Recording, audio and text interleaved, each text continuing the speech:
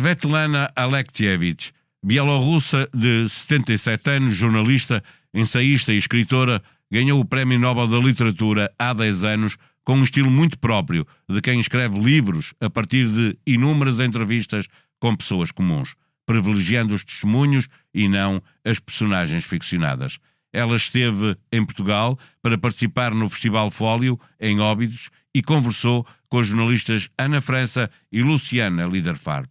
Porque hoje é domingo, abrimos a revista para conhecer melhor Svetlana Alexievich. Mas acima disso, ela criou todo um novo estilo literário. Um estilo que transcende os formatos convencionais do jornalismo. Viva! Está com o Expresso da Manhã. Eu sou o Paulo Baldaia.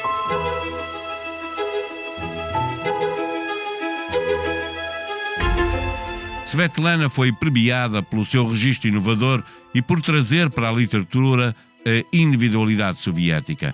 No primeiro dos seus livros, A Guerra Não Tem Rosto de Mulher, dá voz a mulheres que combateram na Segunda Guerra Mundial.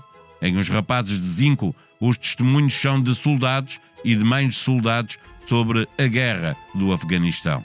Em O Fim do Homem Soviético, recolhe depoimentos sobre a queda da URSS e o impacto na vida das pessoas.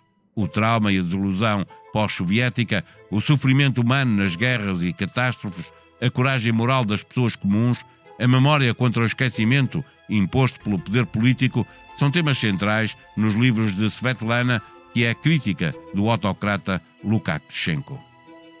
Transformou as vozes do povo, mulheres, soldados, vítimas, sobreviventes, em literatura. O seu Nobel é o reconhecimento de uma escrita que privilegia a memória coletiva e o sofrimento humano. É com ela que se faz capa desta semana na revista Expresso e nós conversamos com Ana França, uma das duas jornalistas que entrevistou Svetlana Alexievich. Antes de abrir o meu negócio, há coisas que eu gostava que me tivessem dito. Que é preciso ter bons sócios, que conseguir um crédito não tem de ser complicado, que a liquidez da minha empresa pode ser remunerada e que a Caixa está sempre lá para ajudar. Porque um bom começo faz a diferença. A Caixa ajuda, a começar pelas soluções de boas-vindas que temos para as empresas novas clientes. Saiba mais junto de um gestor de negócios ou de empresas ou em cgd.pt. Caixa, com o banco certo ao seu lado, a sua empresa cresce. Caixa Geral de Depósitos S.A., registada junto do Banco de Portugal sob o número 35. Viva Ana França! A força dos livros de Svetlana Alexievich, espero estar a dizer bem, está no facto de nos contar a real história das guerras, testemunhada não por quem as faz, os homens, mas por quem é capaz de ver todo o sofrimento das mulheres que resulta desta guerra. Na ótica dela, o que há numa guerra que uma mulher é capaz de ver e o homem não. Sim, é verdade. Um dos livros mais conhecidos da Svetlana é A Guerra Não Tem Rosto de Mulher. É o seu primeiro livro também. Antes de chegar ao que nós hoje temos, ela passou por muita censura e a Svetlana conta isso no livro e é muito engraçado perceber que os censores não achavam a visão da mulher uma coisa importante para a guerra. Não transmitia a glória, o sangue, a defesa da pátria e no entanto é também através dessas histórias das mulheres que se fica a conhecer muito melhor o que foi realmente a Guerra Patriótica, que ainda hoje é talvez o momento histórico mais importante do calendário político russo. E ao ler o livro, que eu acho que se percebe bem, e mesmo a Svetlana já disse isso em outras entrevistas, é que as mulheres têm alguma talvez biologicamente têm uma capacidade para se preocuparem com todo o tipo de seres vivos, incluindo há muitas histórias de enfermeiras que não se negaram ou até tentaram tirar do campo de batalha tanto alemães como os seus próprios compatriotas. Na verdade, agora já não se pode dizer que haja o homem soviético, já são muitos países. Mas a Svetlana fala muitas vezes de uma... Ela faz título nesta entrevista com isso, porque acha que o homem soviético ainda existe, não é? Sim, ela acha como característica, já lá vamos. Ela acha que o matou precocemente. Então ela própria diz que cometeu um erro. Ela tem um livro que... Sim, O Fim do Homem Soviético, Second Hand Time, não, está infelizmente esgotado, mas existe em inglês e é bastante interessante. Já podemos também falar disso. Eu tive a reler 2 dos livros para a entrevista, outros não tinha lido de todo, e foi a Elsinore que os enviou, e que são belas novas edições. Lá está, edições já com as cartas do censor à Svetlana, e é muito engraçado ver isso. Vamos dar aqui um salto no guião que tínhamos previsto para esta conversa, porque nessa ideia que ela transmite de que o homem soviético está vivo, ela estabelece alguma comparação, pergunto, sobre a guerra do Afeganistão na década de 80 do ano passado, do século passado, e a guerra agora na Ucrânia, a opressão que existe na Bielorrússia, ou entre estes momentos e a guerra da Chechênia também, que depois da queda da União Soviética. Sim, ela própria... acha que ele está em todo lado, esse homem soviético. Sim, ela diz que nos anos 90 ela fez parte daquelas pessoas que cantavam nas praças a dizer liberdade, liberdade, porque considerava que o que tinha vindo antes do Muro de Berlim era uma opressão, não é? E de facto os tempos soviéticos foram para mais do que, não é só para os russos, nem para os bielorrussos, ucranianos e todas as outras nações que estavam sob esse jugo. Mas depois, quando de facto isso se concretizou, ela diz que as pessoas que ficaram perdidas. Muitas pessoas não sabiam literalmente para onde ir ou o que fazer, na medida em que o capitalismo surgiu, não é? E também a completa selva de ninguém ter armas para lidar com esse capitalismo. O que é que acontece? Acontece que nesse vazio da autoridade voltou a surgir uma autoridade muito parecida nas suas restrições sociais com o que tinha acontecido na época soviética. Ou seja, foi como se houvesse ali um momento que poderia ter desencadeado uma primavera de qualquer tipo, e isso não aconteceu. Não aconteceu na União Soviética, não aconteceu na Bielorrússia, aconteceu nos outros países que eram as repúblicas soviéticas, mas a Svetlana é bielorrussa, e hoje é meia ucraniana também, não é? Sim, a mãe dela é ucraniana. Regressemos à Svetlana e à forma como ela escreve os seus livros, que aliás foi uma das características que levou a que ela tivesse ganho o Prémio Nobel da Literatura. Ela, de certa maneira, troca os personagens pelos testemunhos, porque tem a certeza que a realidade supera sempre a ficção, é isso? Sim, é precisamente isso. Ela própria diz que a vida dela é interessante, mas não tão interessante como a vida dos outros, ou como a vida realidade. Quando recebeu o Nobel, ela disse uma frase que eu agora não sei exatamente, mas é qualquer coisa como não se pode inventar. Ela não diz que não se deve, ou que não se pode inventar. A verdade está no testemunho, ou o testemunho deve falar. É qualquer coisa assim, porque ela realmente acredita que as histórias reais são de alguma forma mais importantes, e nem mais importantes, é também mais interessantes do que aquelas que podem os inventar. Testemunhos não são de heróis de determinado momento, são as pessoas comuns. Sim. Que fazem a vida, o dia a dia, não é? Muitas, ou seja, eu acho que a coisa que mais me impressiona nos livros dela é que para cada livro ela entrevista um mínimo de 300 pessoas. Para alguns livros entrevistou 500, e claro que depois escolhe, não é? Nem todas as entrevistas entram, mas é quase um esforço de exaustão do tema. Ou seja, parece mal ler que ela tenta, com todos os testemunhos, cada testemunho é um fio, não é? E para ser quase para ser quase impossível que alguém consiga negar o que aconteceu àquelas pessoas, porque não é uma pessoa, certo. Não são duas. Ela foi para o Afeganistão. As coisas ligam umas às outras sempre, não é? E tornam-se, na sua quantidade, tornam-se impossíveis de negar. E isso é um esforço incrível numa altura de desinformação, de inteligência artificial, de que nós não sabemos exatamente se o testemunho que estamos a ler ou a ouvir é real. Eu acho que é incrível nos livros dela é que, ok, nós podemos duvidar das 300 pessoas que lá estão identificadas com o nome e com a zona de onde é que elas são e do que é que elas fizeram, e o número às vezes até militar que elas tinham. Claro, nós podemos sempre duvidar disso, Mas é um esforço mas de... podemos ir verificar se entendermos que, Sim, que podemos. E isso é fascinante mesmo. Na entrevista que vocês fazem à escritora, a certa altura, perguntam-lhe se o facto de ela ter nascido na União Soviética, quando é que ela percebeu que a história que lhe estavam a contar não era a história verdadeira, não é? Essa opção de ser uma escritora do real, uma historiadora, em prejuízo da ficção, pode estar relacionada com esse facto de ela ter aprendido uma história que era misturada, ficção, realidade. Sim. Ela conta como é que começou, como é que se apercebeu que se calhar gostaria de contar histórias de pessoas reais, que foi... ela cresceu no pós-Segunda Guerra, claro, e na aldeia dela havia muitas mulheres, porque não foram todas para a guerra, claro, e os homens tinham morrido.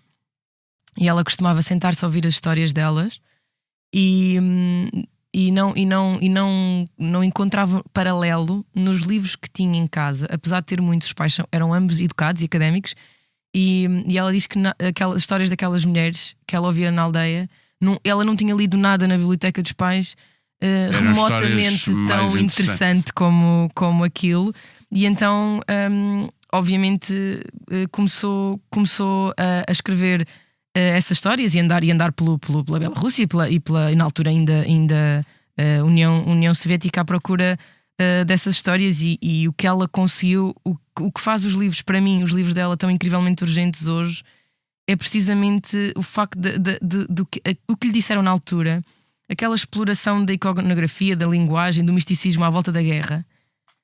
As pessoas com quem ela fala destroem isso completamente. Não há só monstruosidade, não há tudo aquilo que os censores lhe diziam para ela enaltecer. As pessoas provaram que não é assim, não é? A guerra não é glória, a guerra não é medalhas. Isso são coisas que enviavam para a casa das mães que perderam 4 e 5 filhos e que não serve para nada. Talvez por os testemunhos serem maioritariamente mulheres, a história também é contada de outra maneira, a história da guerra, não é? Mas neste livro, porque depois nos Rapazes de Zinco que é... Sim, tem as duas coisas, tem as mães e tem os soldados. Os soldados, e os soldados regressam, alguns deles, para serem confrontados com o facto de que já ninguém respeita o que eles fizeram, porque a propaganda era tanta que lhes diziam que estavam a salvar a fronteira meridional do Império, e depois eles vão no autocarro, e essa história é muito triste. Ele vai no autocarro e houve 2 mulheres a dizer... aqueles assassinos foram para lá matar afegãos. Ou seja, ele é um herói, mas disseram-lhe que era um herói, mas a sociedade não o recebe dessa forma. E isso é muito triste, e é só um exemplo de uma história que não é inventada e que diz tanto sobre o que é guerra. E como é que a guerra, o seu imaginário, a concretização da guerra ajuda a construir o que é ser russo na perspectiva da Svetlana? Ela, sim, isso é. Ela fala... termina a entrevista dizendo que percebeu que era um russo de uma maneira. Eu prefiro não quero que fazer as pessoas spoiler, leiam. Quero que leiam, mas vale. É mesmo um final de entrevista. É excelente a história que ela conta. Sim, ela sem dizer qual é a história, é uma pessoa que teria todas as razões para se sentir muito atraiçoado por todo o sistema, e no entanto continua a achar que a Rússia, enquanto poder imperial, é mais importante do que quase tudo o que naquela situação lhe ofereceram. E consegue fazer contra ela própria, em virtude disso, tomar uma decisão que é ao contrário aos seus próprios interesses, não é? Exatamente, e ela disse que naquele dia percebeu o que era um russo, e é por isso também que ela diz que ainda não acabou, não é? Ela diz que está há 30 anos a tentar fazer a história da ideia vermelha e do homem vermelho, obviamente um sinónimo de comunismo, não é? Da ideia vermelha.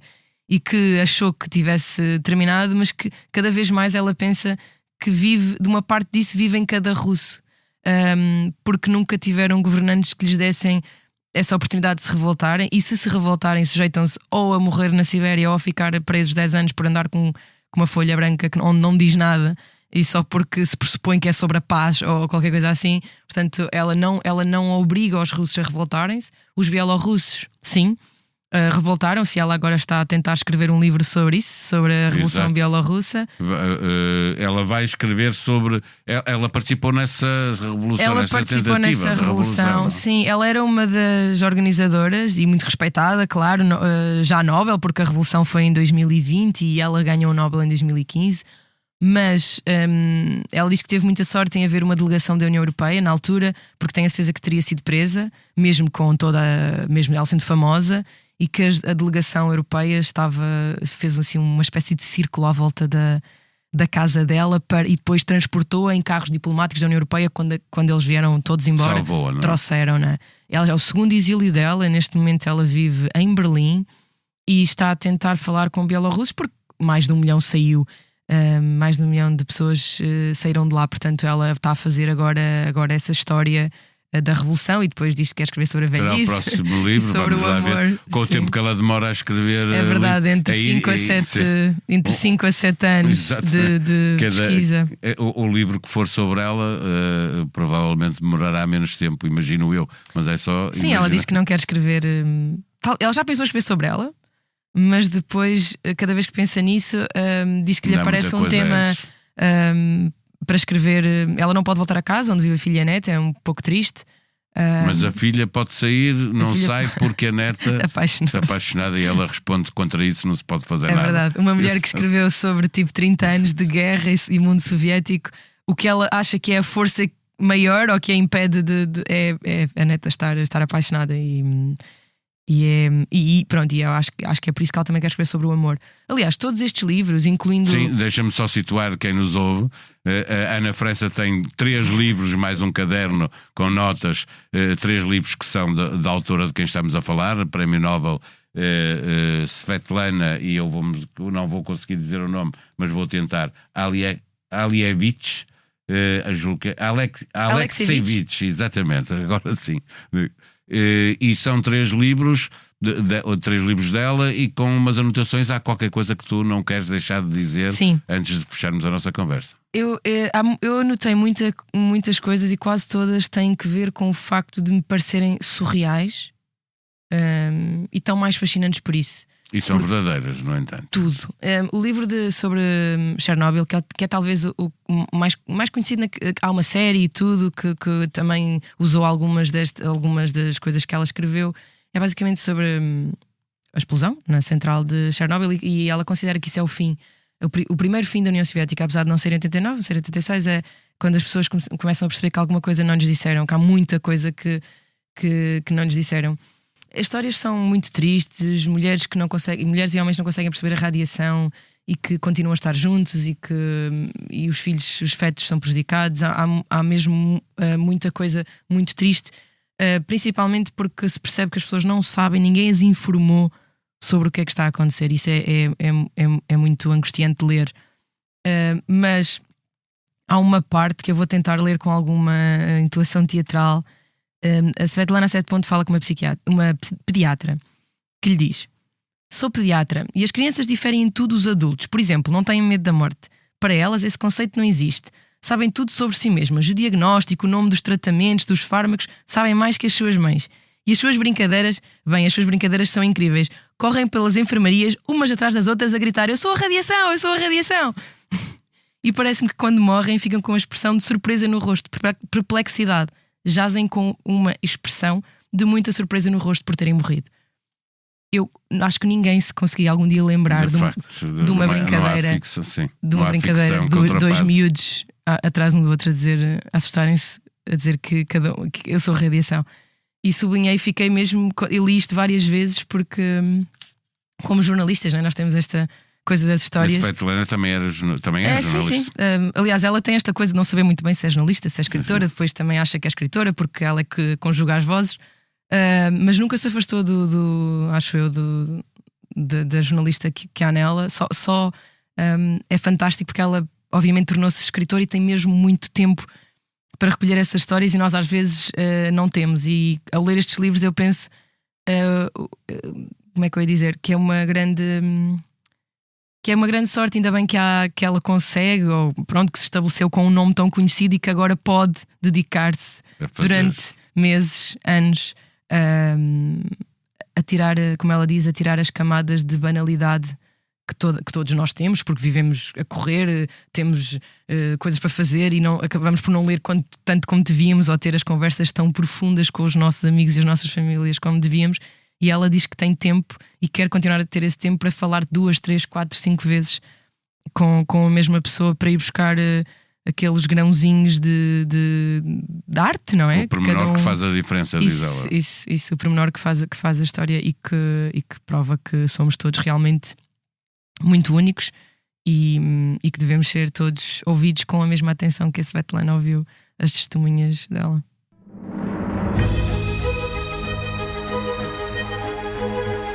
Sousa Tavares fala da imigração e das polémicas a envolver Ventura, que acusa de fazer um exercício de desonestidade intelectual num país de muitos católicos e poucos cristãos. O cronista critica os portugueses que não gostam da liberdade nem valorizam como valor absoluto. Em Miguel Sousa Tavares de Viva Voz, o colunista do Expresso diz que sente uma revolta quando vê os cartazes do Chega e pergunta onde estão os valores cristãos, acrescentando que tem o maior desgosto em ver o PSD ir atrás do Chega. O Expresso, do New York Times e a SIC Notícias têm disponível uma assinatura conjunta que dá acesso em simultâneo aos sites das 3 marcas de referência no jornalismo e na informação audiovisual. Com uma só subscrição, não espere mais tempo. A sonoplastia deste episódio foi de João Luís Amorim. Nós vamos voltar amanhã. Até lá, tenham um bom dia.